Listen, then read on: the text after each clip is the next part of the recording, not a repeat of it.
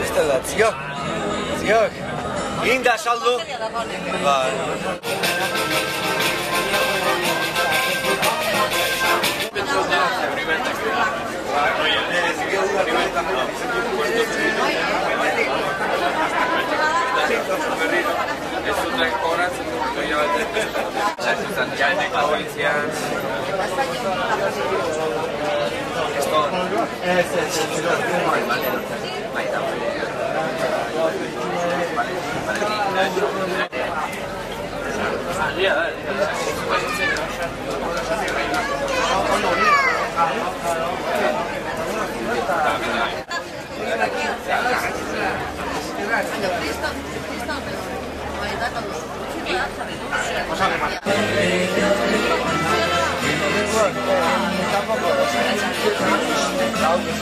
Mila esker hemen zaudetenei, hasiko gea,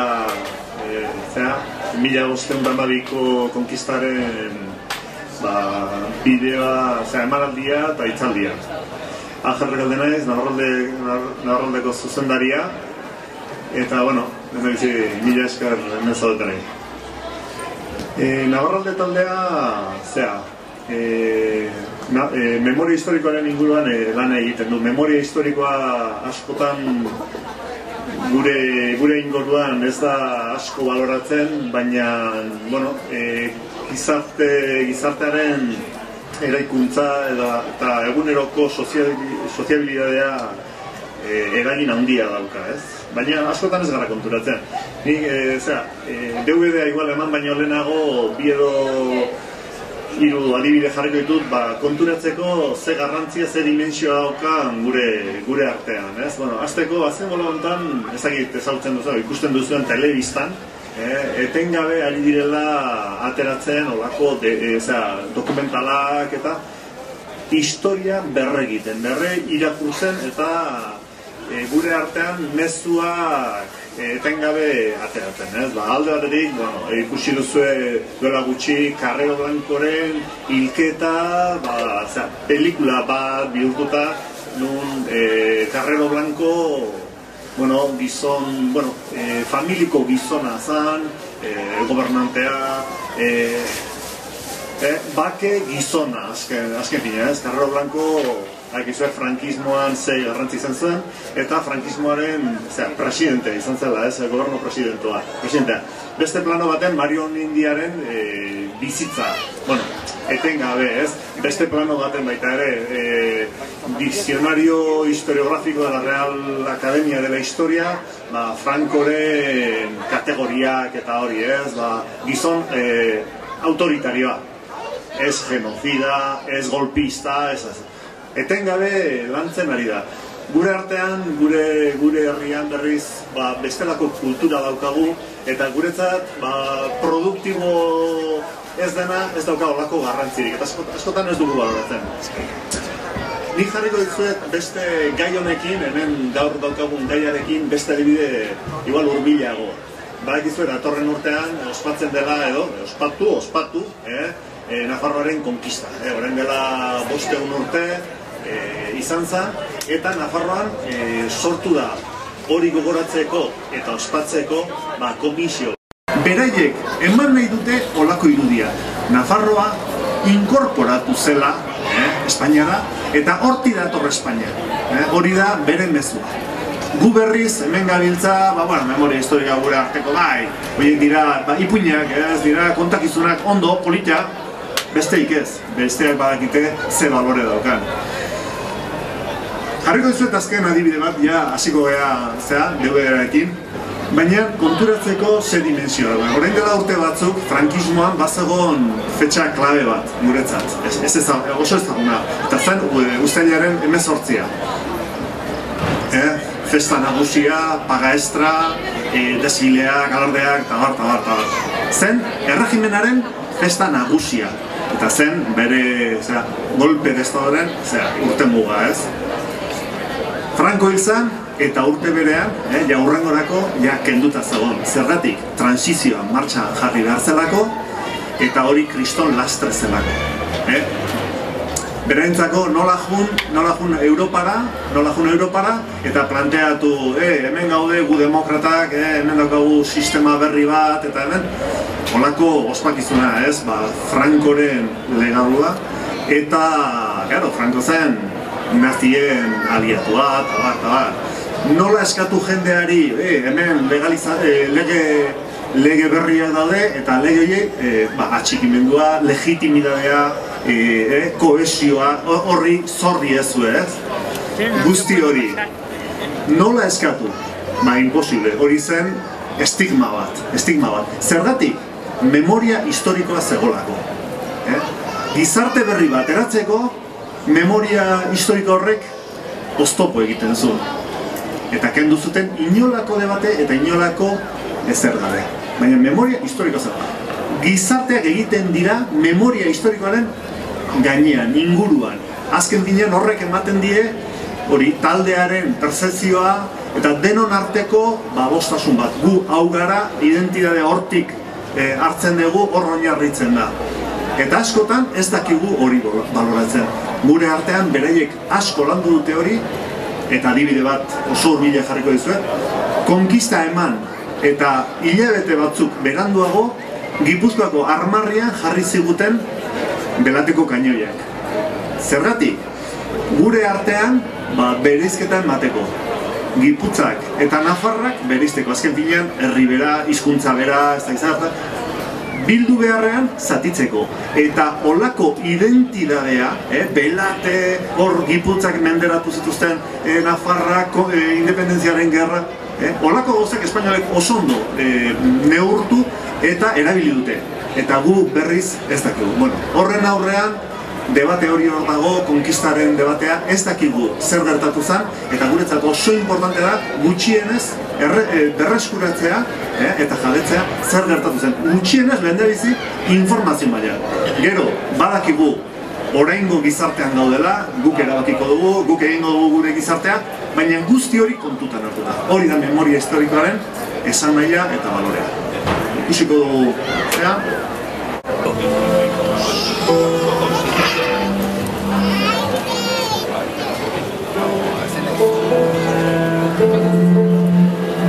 Navarra será el asombro del universo.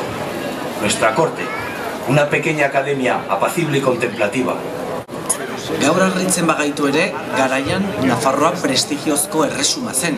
Printze eta printzesak Nafarroara joaten ziren ezkontzera, ezkon hitzarmenak eta itunak moldatzera. Zoritxarrez, estatu indartsu eta aldunek, bizilagun ahulagoak edo baketsuagoak inbaditzeko eta desegiteko eskubidea dutela uste izan dute. Nafarroa, Euskaldunen estatua, Godo, Franco eta musulmanen kontrako defentsan Pirinioetako lurren askatasun egarritik sortu zen. Beti esan izan digute gezurra. Espainiarrek bulda faltsua erabili zuten euren erasoa gerra zaindu gisakoa bihurtzeko. 1512ko konkista etzen improvisatu. Mendeetako edatze eta konkista estrategia bat zen. Eta aberatsa eta askea zen estatu bat menperatzea eta okupatzea zuen helburu. Estrategia hau ideologia fundamentalista katoliko eta imperial batez jantzia da. Errekonkista bezalako gerrak mendeetan justifikatu eta mozorrotu dituen jantzi berbera. Uztailaren hondarreko egunetan gara. Uda nahasia izan behar du Nafar erreinuarentzat. Herrien eta bailaren lasaitasuna hautsi eginen da.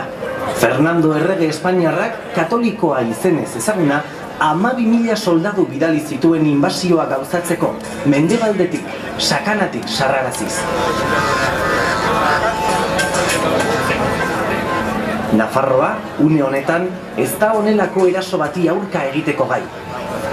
Hiriburuak, Iruñak, 6.000 biztanle eskas ditu, soldadu inbaditzaileen erdia.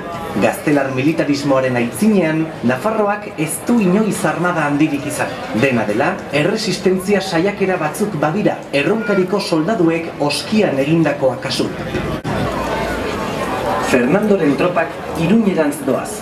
Eta Arazurin bildu ondotik, Leringo kondearen anaiaren jauregiaren ondoan hain justu, uztailaren 24an takoneran kanpatzen dute, hiritik hurbil jada.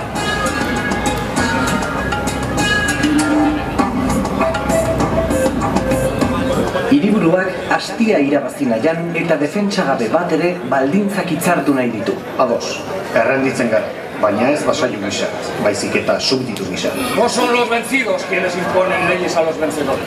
Así pues, marchad y comunicad a vuestros convecinos de que os entregan voluntariamente, sufrirán el asedio de las ciudades, matanzas indiscriminadas, sin distinción de edad y sexo, quema de haciendas y saqueo de bienes. Honela, 1512 uztailaren 25ean, hiriak amore eman eta Espainiar armada sartzen da. Los episodios de la conquista navarra nada tienen que envidiar a las ocupaciones que se realizaron en las cruzadas y en la conquista de América. Fueron tan sangrientas o más, una desproporción absoluta, visto desde que venían el mejor ejército europeo, venían con cañones y preparado absolutamente cuando Pamplona no tenía ejército propio. Espainiarrek hainbat urte eman zuten Nafarroa konkistatuz eta birkonkistatuz. Herriaren erresistentzia bortitza eta heroikoa izan zen. Errege nafarrak ez zuten amore eman, euren baliabideak mugiarazi zituzten eta Frantziaren laguntza lortu zuten. Baina ez zen izan nahi bezain interesgabekoa.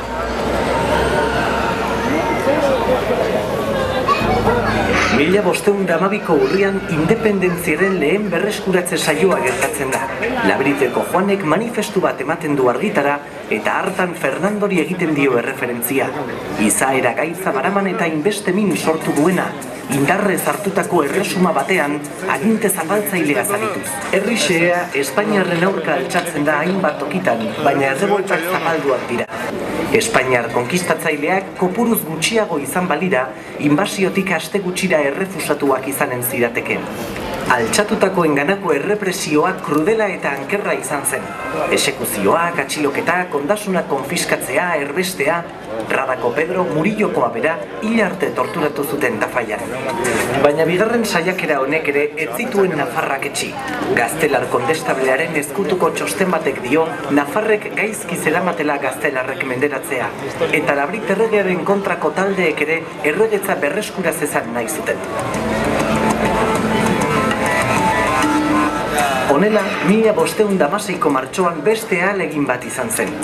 Nafarroako Pedro Mariskalak, konkistaren aurkako figurarik garrantzitsuenak, Pirinioak pasatu zituen erronkaritik. Zenbait herrik, Zangoza edo Herriberri bezalakoak altxatu ziren. Lizarrako hiriak Nafar erregeari idatzi zion burrukarako bere indar guztiak eskaintzen. Baina ez zioten erregeari itxaron. Iruñan jendeak errege ordearen jauregia eraso zuen eta Hispaniar erregeen ikurrak zapaldu. Hanka egin zuten ikaraturik. Hilabete batez bakea izan zen nagusi, baina komuneroak garaituta Espainiar armadak itzuli ziren eta errebolta zapaldu zuten. Noaingo batalian ekainaren 30ean erresumaren zortea erabaki zen. Espainiarren 30.000 soldadu, Nafar frantsesen 10.000 soldaduren kontra. Independentziaren 5.000 bat defendatzailek galdu zuten bizia.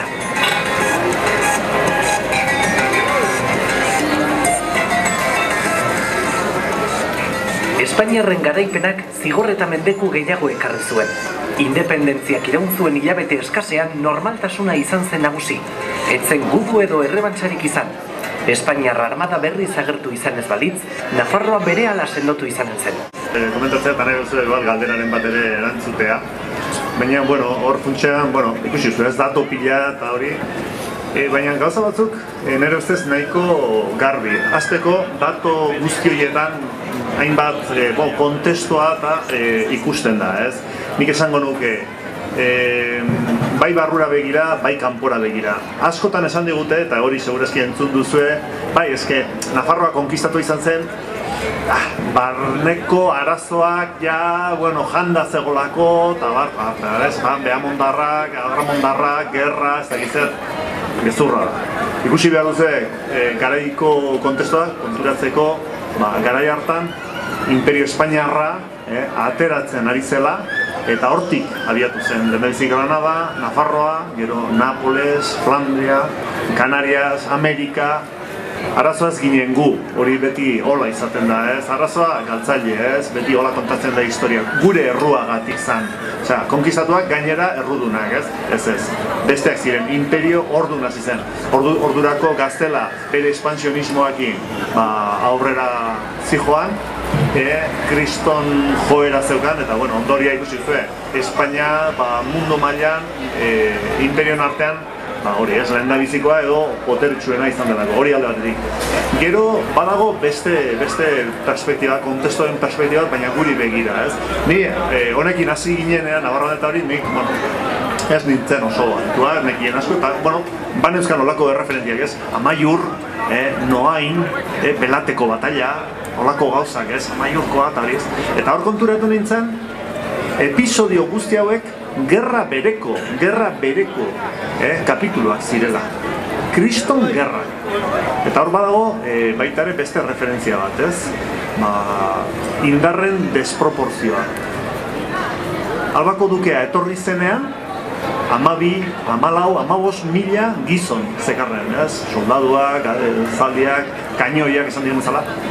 Nafarroan berriz, hirian, Iruñean, 6.000 biztanle. Pentsatzen zer diran, 6.000 biztanle, 14.000, 15.000 soldadoen kontra. Pentsatzen gaur egun, Bilbo konkistatzeko etorri behar direla 700.000 soldadu. Desproporzio izugarria. Beraiek bazekiten zeintzu ziren, Nafarrak, independienteak, euskaldunak. Gaur egun olako kontzientzia ez dago, galdu dugu. Eta triste da, ez?